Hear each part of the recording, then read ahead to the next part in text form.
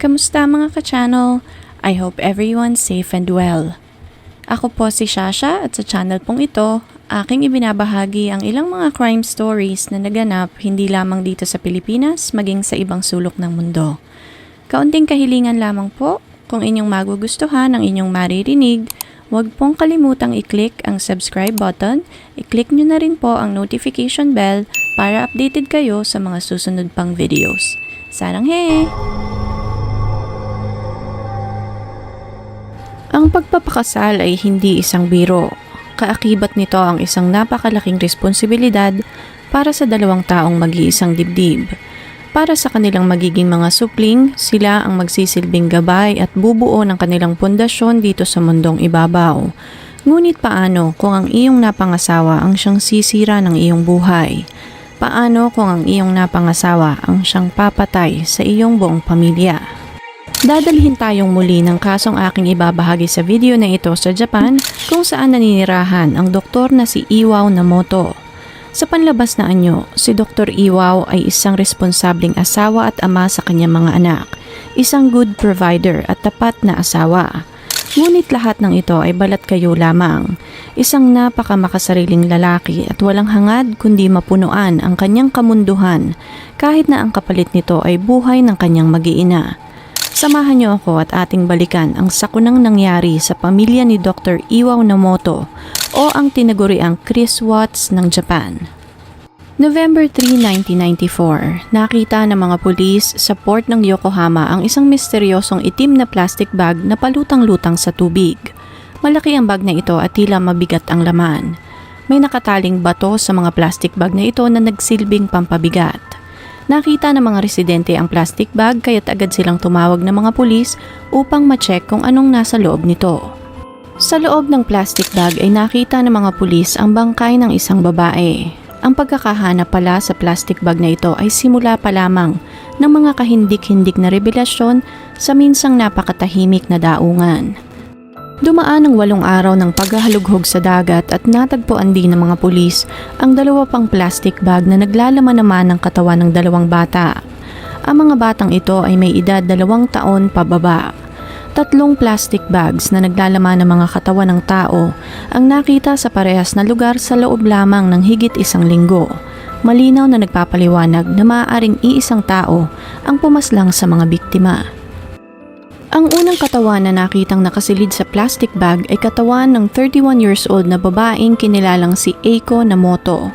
Siya ay residente ng Tsukuba, isang syudad 30 miles ang layo sa Tokyo.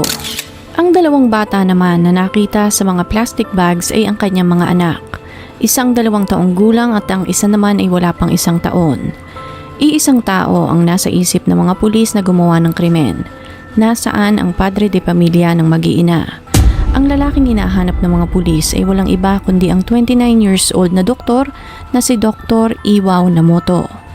Ilang araw bago makita ng mga pulis sa mga plastic bags ay nag-file pala ito ng missing persons report dahil nga nawawala ang kanyang asawa at ang kanyang mga anak. Pinuntahan ng mga pulis ang bahay ng mga Namoto upang personal na makausap si Iwao. Bakas ang pagkagulat sa mukha nito at tila namutla nang marinig sa mga pulis na nakita na ang katawan ng kanyang mag-iina. Dinala siya ng mga pulis sa kanilang kustudiya noong una bilang isang witness. Umupo siya sa interrogation room at ibinigay ang kanyang testimonya ukol sa huling beses na nakita niyang buhay ang kanyang mag-iina. Habang isinasagawa ng mga pulis ang interogasyon ay napansin nila ang mga gasgas sa braso ni Dr. Namoto. Tila pahilom pa lamang ang mga sugat ng mga panahong iyon kaya tinanong nila kung paano siyang nagkaroon ng mga sugat. Sumagot naman ito at sinabing nakalmot siya ng isang aso. Hindi na ito nagbigay ng iba pang detalye na nakadagdag naman sa pagsususpetsa ng mga pulis. Wala silang matibay na ebidensya na magdidiin kay Dr. Namoto kaya't di kalaunan ay pinayagan nila itong makauwi sa kanilang bahay. Ang kasong ito ay agad na kumalat sa mga pahayagan at telebisyon sa buong Japan. Hindi makapaniwala ang mga tao kung paanong magagawa ng isang tao na patayin ang kanyang buong pamilya, pati na ang mga batang wala namang kamalay-malay. Dahil na isa publiko na nga ang kaso, naging curious ang mga tao sa buhay ni Eiko bago pa man ito pakasalan si Dr. Namoto. Dito na lumabas sa mga aligasyon na si Eiko ay minsang nagtrabaho sa nightlife industry at mahilig sa mga mamahaling gamit. Nalaman din ng publiko na nagkaroon ng problemang pinansyal ang mag-asawa bago pa man maganap ang insidente. Inakusahan ng publiko si Eiko bilang isang masamang babae, asawa at ina sa kanyang mga anak, na marahil kasalanan ni Eiko kung bakit nahantong sila sa ganoong sitwasyon. Marahil ang pagiging ganid nito at pagiging maluho ang nagtulak sa sospek upang tuldukan na ang lahat. Sa kabila ng espekulasyong ito ng mga tao ay pinagpatuloy ng mga pulis ang kanilang investigasyon. Dito na nakita ng mga pulis ang diary ni Eiko kung saan detalyado nitong isinulat ang problema at pinagdadaanan nilang mag-asawa. Base sa nakasulat sa diary, naging malinaw ang motibo ng sospek sa pamamaslang. Muling inimbitahan ng mga pulis si Dr. Iwaw Namoto, but this time ay bilang prime suspect na sa krimen. Nang makarating ito sa istasyon ng pulis ay agad nitong pinabulaanan lahat ng mga paratang sa kanya. Ngunit hindi rin nagtagal ang pagpapanggap na ito dahil nakahanap ang mga pulis ng isang CCTV footage malapit sa lugar kung saan nakita ng mga pulis ang mga plastic bags na naglalaman ng mga katawan ng kanyang pamilya. Nahagip ng video na ito ang sasakyan ni Dr. Namoto at nakumpirma ng mga pulis na sa kanya ang sasakyang iyon dahil maliwanag ang plate number ng sasakyan sa video. Nang marinig ni Dr. Namoto ang revelasyong iyon ay dito na nito inilahad ang nangyari ng gabing mapatay niya ang kanyang mag-iina. Nangyari ang lahat ng gabi ng October 25, 1994, 3 linggo bago makita ang katawan ng kanyang asawa. Si Dr. Namoto ay lumaki sa Ibaraki Prefecture na matatagpuan sa Kanto Region of Honshu, isang matalinong bata at palaging nangunguna sa kanilang klase.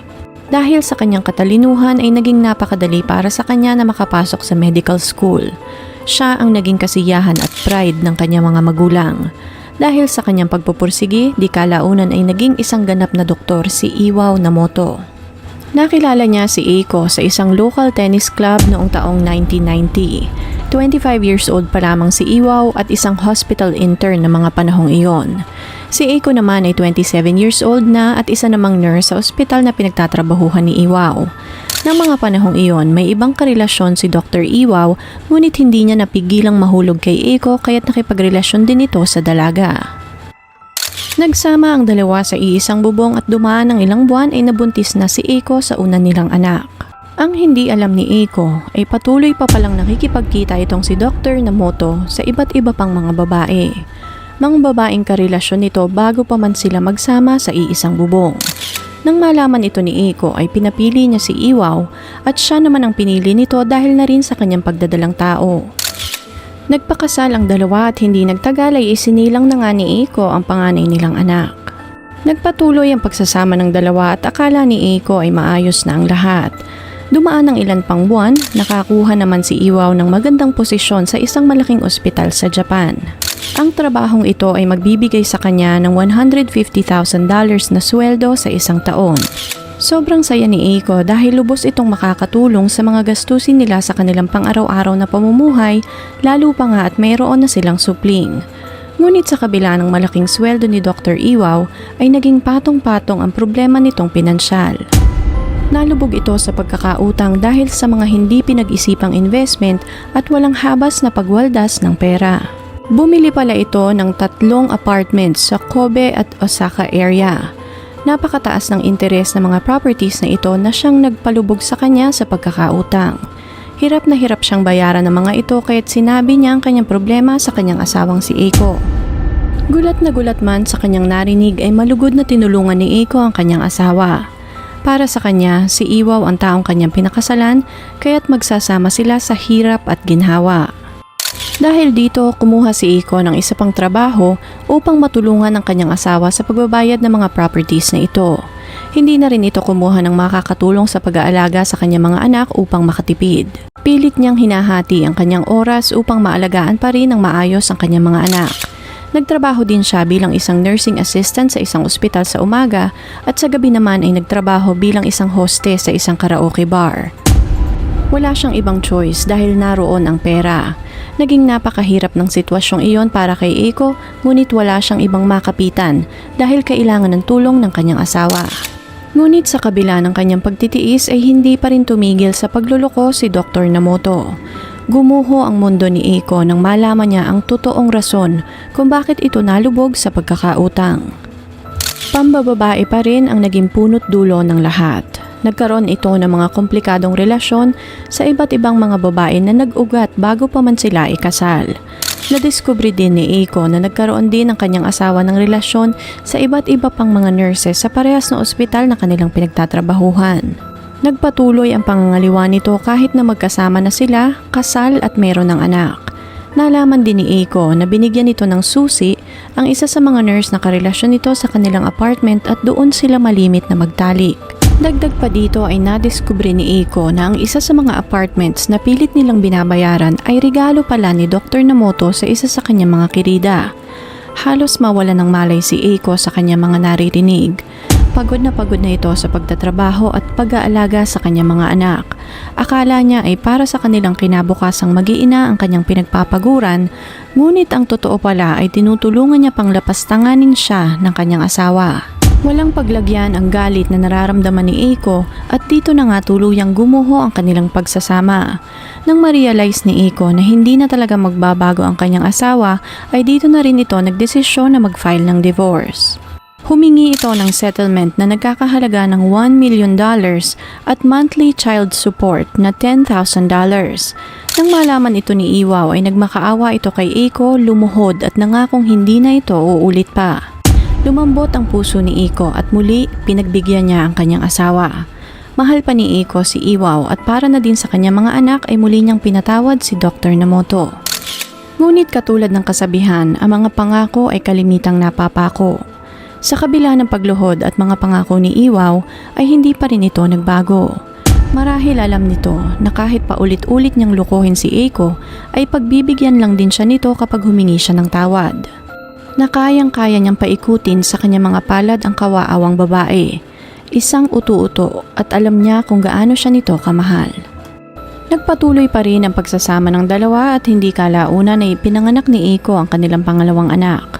As expected, ipinagpatuloy pa rin ni Iwaw ang kanyang pambababae. Suko na si Eiko, ngunit para sa kanyang mga anak ay handa siyang magtiis. Alam niyang hindi na magbabago si Dr. Namoto kaya't kinausap niya ito upang bigyan ng mga kondisyon. Sinabi niya dito na pumapayag na siyang makipagrelasyon ito sa ibang babae sa kondisyon na sa gabi ay sa kanila ito uuwi at ang weekend ay para sa kanila upang makasama siya ng mga bata. Hiniling din ni Eiko na mahalin siya ni Iwaw katulad ng pagmamahal nito sa kanyang mga ibang babae. Ngunit hindi pa rin ito naging sapat para kay Iwaw. Ipinagpatuloy nito ang pambababae at malimit na sinusuway ang mga kondisyones ni Eiko. Ang hindi pag-uwi sa gabi at paglabas-labas kasama ang ibang babae ng weekend. Sa kabila ng kaguluhang ito sa kanilang pagsasama ay patuloy pa rin tinutulungan ni Eiko si Iwaw na bayaran ang kanyang mga pagkakautang. Ngunit lahat ay may sukdulan. Nagising si Eiko isang araw, maliwanag ang pag-iisip at nabuo sa kanyang utak na hindi na niya kaya pang magtiis. Muli niyang kinausap ang kanyang asawa at sinabi niya ditong hindi na siya tutulong sa pagbabayad ng kanyang mga utang. Inipon niya ang kanyang pera at ginagastusan lamang ang mga pangangailangan nilang mag-iina. Dito na rin nagsimula si Eiko na mag-invest at mamili ng mga mamahaling bags at mga gamit. Ayon sa confession ni Dr. Iwaw Namoto, napatay na si Eiko at ang kanyang mga anak ng parehas na araw ng October 25. Nag-aaway silang mag-asawa dahil nga sa kanyang pambababae, bandang alas 5 nang biglang tumakbo si Eiko papuntang kusina upang kumuha ng kutsilyo. Kasabay nito ay kumuha din si Eiko ng tali at ipinulupot iyon sa kanyang lieg. Dahil sa stress, pagod at kalungkutan, binantaan ni Eiko si Iwaw na magpapakamatay ito kapag iniwan sila nito. Binantaan din ni Eiko si Iwaw na ipapaalam niya sa lahat ng tao sa ospital ang kanyang pambababae at ipapahiya lahat ng mga nurse na nakarelasyon nito. Dahil sa bantang ito, natakot si Iwaw na baka mawala ang kanyang lisensya bilang isang doktor at bigla di umunong nagdilim ang kanyang paningin. Hinawakan niya ang tali sa liig ni Eiko at mahigpit niya itong sinakal hanggang malagutan ito ng hininga. Tinangka pa di umunong manglaban ni Eiko kaya't mabilis niyang tinakpan ang ilong nito upang hindi ito makahinga. Makalipas ang ilang saglit ay nawala na ito ng malay. Naging napakatahimik sa loob ng bahay ng mag-asawa. Ayon kay Iwaw, 5:30 ng umaga nangyari ang insidente at ilang oras na lamang ay magigising na ang kanilang dalawang anak. Habang nakatayo sa isang lugar si Iwaw at minamasdan ang nakahandusay na katawan ng kanyang asawa, na-realize di umano niya na hindi magiging masaya ang kanilang mga anak kung lalaki itong hindi kasama ang kanilang ina. Sigurado din siyang hindi rin matatanggap ng mga bata at maaaring itakwil siya ng mga ito kung malalaman nilang siya ang pumatay kay Eiko. Dahil sa mga isiping ito, nagdesisyon si Iwaw na tapusin na rin ang kanilang buhay. Mas makakabuti ito para sa lahat kung sama-sama na lang silang mamamatay. Dito na nagdesisyon si Dr. Namoto na pumunta sa kwarto ng mga bata upang isunod sila sa kanilang ina. Nang araw na iyon, pumasok pa rin sa ospital si Dr. Namoto na tila walang nangyari. Iniwan nito ang mga bangkay ng kanyang mag-iina sa kanilang bahay habang buong araw na nag-iisip sa ospital kung paano niya madidispatcha ang katawan ng kanyang pamilya. At dito na nga nagdesisyon si Dr. Namoto na itapon ang mga katawan sa dagat. Pagkatapos ng kanyang trabaho sa ospital ay umuwi ito dala-dala ang ilang malalaking plastic bags. Inilagay niya ang katawan ng kanyang mag-iina sa loob ng plastic at isa-isang binitbit papunta sa kanyang sasakyan. Pinaandar niya ang kanyang sasakyan hindi upang tumulak sa dagat ngunit para pumunta sa isang pinakamalapit na strip club upang mag-inom. Nagpakalango ito sa alak at nagpalipas ng gabi sa isang motel kasama ang isang hostess habang ang malamig na bangkay ng kanyang pamilya ay nasa likod ng kanyang sasakyan. Nang matapos ang pagsasaya, muli itong sumakay ng sasakyan at tumulak na papunta sa dagat. Itinapon niya ang mga katawan sa tubig at pagkatapos ay umuwi na sa kanilang bahay. Ipinagpatuloy ni Dr. Namoto ang kanyang buhay, walang pagsisisi o takot man lang sa kanyang dibdib. Kinabukasan pumunta ito sa isang travel agency upang planuhin ang isang bakasyon sa Hokkaido kasama ang isa sa kanyang mga babae. Nang parehas na araw na iyon, tumawag din siya sa mga pulis upang i-report ang pagkawala ng kanyang mag-iina. Inireport niya ang pagkawala ng kanyang mag-iina sa pulis dahil sigurado siyang hindi na mahahanap pa ang katawan ng kanyang pamilya. Maaaring na mga oras na iyon ay nakain na sila ng mga isda o naanod na sa malayong lugar. Buo ang loob ni Dr. Namoto na mababao na sa limot ang lahat na walang makakaalam sa kanyang ginawa. Ngunit mali siya ng inaakala. Nakatadhanang maanod ang mga katawan ng kanyang pamilya malapit sa may pangpang. Tila ibinalik ng tubig ang katawan ng kanyang pamilya sa lugar kung saan makikita ito ng mga tao upang matulungan silang makuha ang hustisya. Nahanap ng mga pulis ang katawan ng kanyang pamilya 3 linggo lamang matapos niyang itapon ang mga iyon sa dagat. At dahil sa mga ebidensya, ang CCTV, ang diary ni Eiko pati na rin ang confession nito sa mga pulis, formal na nakasuhan si Dr. Iwaw Namoto sa pagpatay sa kanyang buong pamilya. Habang nililitis naman ang kaso, iginiit ni Dr. Namoto na nangyari ang pamamaslang dahil sa tindi ng pagtatalo nilang mag-asawa. Ngunit base sa investigasyon ng mga pulis, maraming mga bagay ang hindi tumutugma sa salaysay ng sospek. Isinailalim sa autopsy ang katawan ng kanyang pamilya at dito nakita ng mga pulis ang isang maliit na piraso ng tsokolate sa loob ng tiyan ng isa sa kanilang mga anak. As you know, mabilis matunaw ang tsokolate kapag na-expose ito sa init over 30 degrees Celsius. Ngunit kapag nasa loob na ito ng tiyan ng tao, tumatagal lamang ito ng halos 1 oras bago ito matunaw. Dahil sa rebelasyong ito, maaaring napatay ang mag-iina, specifically ang mga bata, wala pang 1 oras matapos nilang kainin ang tsokolate. Ayon sa unang testimonya ni Dr. Iwaw Namoto, bandang alas 5 ng umaga nangyari ang pamamaslang. Ayon din sa kanya, isinunod niya ang kanyang mga anak right after niyang mapatay ang kanyang asawa. Ibig sabihin nito, bandang 4:30 ng madaling araw hanggang alas 5 dapat ay kumakain pa ng tsokolate ang mga bata na hindi naman bumenta sa mga pulis. Ang mga batang ito ay edad 2 taon at wala pang 1 taon ang bunso. Usually sa mga oras na iyon ay tulog na tulog pa ang mga batang nasa ganoong edad. Nagbigay din ng testimonya ang isa sa malalapit na kaibigan ni Eiko sa mga pulis. Ayon sa kanya, pumunta siya sa bahay ni Eiko ng gabing bago ito mapaslang. Naroon siya bandang 7:30 ng gabi at umalis pasado alas 8 ng gabi. Kinumpirma ng kaibigan na ito na nakita niya ang isa sa mga bata na kumakain ng tsokolate na mga oras na nandun siya sa kanilang bahay. Idinagdag niya din na nakasalubong niya pa si Dr. Namoto sa hallway na kararating lamang galing ng ospital. Base sa impormasyon na ito at testimonyang ibinigay ng kaibigan ni Eiko, maaaring pinatay ni Dr. Namoto ang kanyang pamilya pagka-uwi nito ng bahay bandang alas 8 ng gabi, taliwas sa kanyang testimonya na madaling araw naganap ang pamamaslang. Naging palaisipan din ng mga plastic bags na pinaglagyan ni Dr. Namoto ng katawan ng kanyang pamilya. Ang dalawa sa mga plastic bags ay parehas ang pagkakatali, ngunit ang isa ay may specific na pagkakabuhol.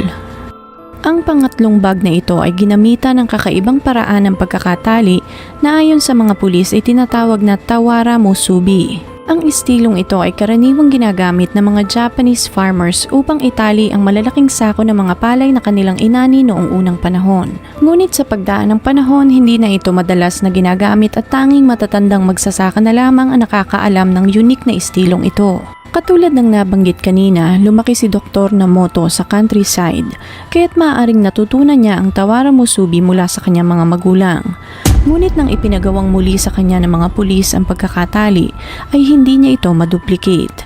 Dito nagkaroon ng haka-hakang maaaring may katulong si Dr. Iwao Namoto sa pagsasagawa ng krimen. Nakumpirma naman ng mga pulis na hindi na nga ginagamit ng mga magsasaka ang tawara musubi nang magsagawa sila ng survey sa lugar kung saan lumaki si Dr. Namoto. Wala ni isang batang magsasaka ang may alam kung paano ito gawin. Dagdag pa dito, maaring hindi ito pinatulong ng kanyang mga magulang sa pagsasaka dahil busy nga ito sa pag-aaral upang maging isang ganap na doktor. Naging napakainit ng pagtatalo sa loob ng korte dahil dito sa mga discrepancies na ito. Nais nilang malaman ng totoo dahil ito ang magkukumpirma kung premeditated o pinlano ang pagkakapaslang sa mag-iina. Isa itong key determining factor sa magiging sentensya kay Dr. Namoto. Ngunit sa kasamaang palad ay wala silang makalap na ebidensya na magdidiin kay Dr. Namoto. Hiniling ng prosekusyon na mahatulan si Dr. Namoto ng kamatayan, ngunit ayon sa korte, ang pamamaslang ay hindi pinlano kaya't nahatulan lamang ito ng habang buhay na pagkakakulong. May mga ilang factors din na kinonsidera ang korte bago ibigay ang hatol kay Dr. Namoto. Maraming mga tao, kaibigan, mga katrabaho, pati na rin mga pasyente ni Dr. Namoto ang nagbigay ng testimonya upang linisin ang kanyang pangalan. Ayon sa kanila, mabait, magalang at mapagmahal na doktor si Dr. Namoto kaya't hindi nito magagawa ang ibinibintang nila. At kung sakaling nakagawa ito ng pagkakamali, ito ay dahil wala na itong choice o maaring hindi nito iyon sinasadya. Nakatanggap din ang korte ng lagpas 3,000 petitions mula sa mga taga-suporta ni Dr. Namoto at humiling na mabigyan ito ng mas mababang parusa. Umapila din ang kampo ni Dr. Namoto at iniakyat ang kanyang kaso sa Tokyo High Court na siya namang nagbigay dito ng parusang habang buhay na pagkakakulong sa halip na parusang kamatayan noong January 30th, 1997. Matapos ang lahat, isinara ang kaso ni Dr. Namoto at base sa official case report, nawala ng kontrol sa kanyang sarili si Dr. Namoto dahil sa matinding pag-aaway nilang mag-asawa kaya't nagawa nitong patayin ang kanyang pamilya. Ngunit ang malaking tanong ay ito nga ba ang totoong nangyari ng gabing iyon? Base sa kanyang testimonya, inilagay niya mga katawan ng kanyang pamilya sa likod ng kanyang sasakyan at saka tumulak sa isang bar upang magsaya. Siya ang lalaking nagtapo ng katawan ng kanyang asawa at anak sa dagat at kinabukasan ay nagplano ng bakasyon papuntang Tokyo kasama ang kanyang kirida. Ito ba ang aksyon ng taong hindi sinasadyang makapatay? Marami pa ring mga tanong na walang sagot sa kasong ito, ngunit sa kasamaang palad ay maaaring hindi na ito magkaroon pa ng linaw. Si Eiko ay isang mabuting may bahay na walang ibang nais kundi mabuo ang kanyang pamilya. Isinakripisyo niya ang kanyang buhay at kasiyahan para lamang magkaroon ng masaya at buong pamilya ang kanyang dalawang anak. Hindi alintana ang pangbababoy sa kanya ng kanyang asawa. Handa siyang magtiis hanggang dulo para sa kanyang dalawang anak na ang tanging kasiyahan ay ang makitang umuwi sa kanilang bahay ang kanilang ama. Ngunit naging napakadamot ng kapalaran para sa kanya. Sa kabila ng kanyang pagtitiis, nahantong pa rin ang lahat sa isang malagim na trahedya. Kung inyo pong nagustuhan ang kasong ito, please leave a comment and consider subscribing. Tap nyo na rin po ang notification bell para updated kayo sa mga susunod pang videos. Salamat po and ingat!